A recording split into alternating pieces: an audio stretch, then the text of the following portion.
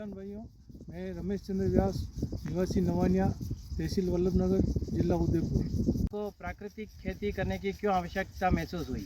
Sir हमें क्या है, हम पहले वो रासायनिक खाद और ज़्यादा दवाइयाँ डालते थे तो हमारा खेत भी खराब होने लगे और फसल का उत्पादन भी कम पड़ गया।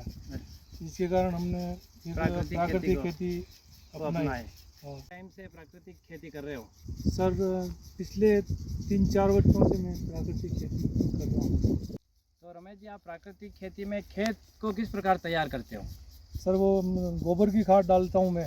हाँ। और ढेंचे की क्या 1/3 में ढेंचे की वो भी दबा देता हूँ मैं हर साल। अच्छा। तो उससे क्या है, तीसरे साल वापस ढेंचे का नंबर आ जाता है और इस तरह से खेत तैयार करके। तो ढेंचा दबाने से क्या फ़ायदा होता है? उससे हरी खाद मिल जाती है। हरी खाद। हरी खाद बहुत अच्छी होती है, खेत को भी सुधार करती है। प्राकृतिक खेती में बीज उपचार कैसे करते हो?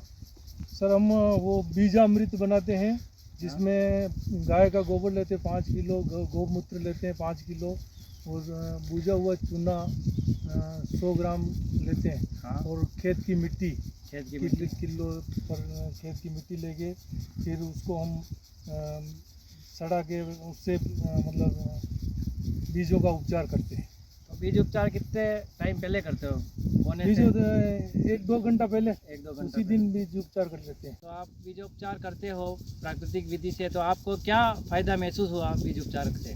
बीज उपचार से एक तो ज़मीन के जो भी कीड़े हैं और फफूंद होती है वो नहीं लगती है, और दीमक वगैरह इनसे भी ये भी नहीं लगता खेत में, इससे हमारी फसल अच्छी होती है। तो आपने बीजोपचार कर लिया, उसके बाद आप उर्वरक प्रबंधन के लिए प्राकृतिक खेती में कौन सी विधि अपनाते हो? उर्वरक प्रबंधन में मैं जीवामृत बनाता हूँ।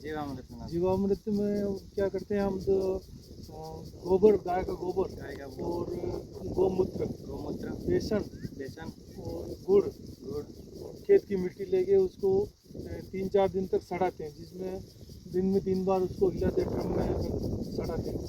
उसके बाद में उसका खेत में या तो पानी के साथ वैसे ही या फिर पत्तों पे स्प्रे भी करते हैं। तो आप जीवामृत का प्रयोग उर्वरक प्रबंधन के लिए करते हो, तो आपको क्या फ़ायदे महसूस हुए इससे?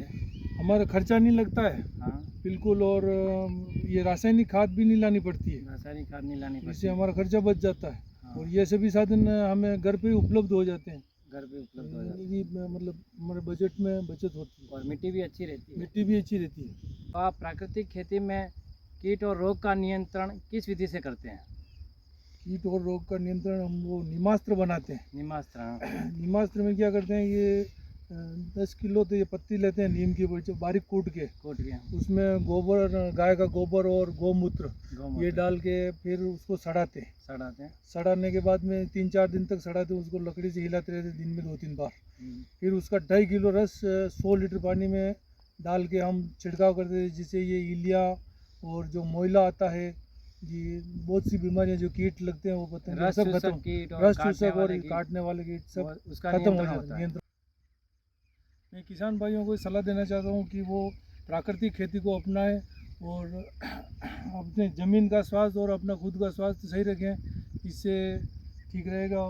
और अपने बजट पे भी बचत होगी, खर्चा कम लगेगा, पर्यावरण प्रदूषण भी नहीं होगा।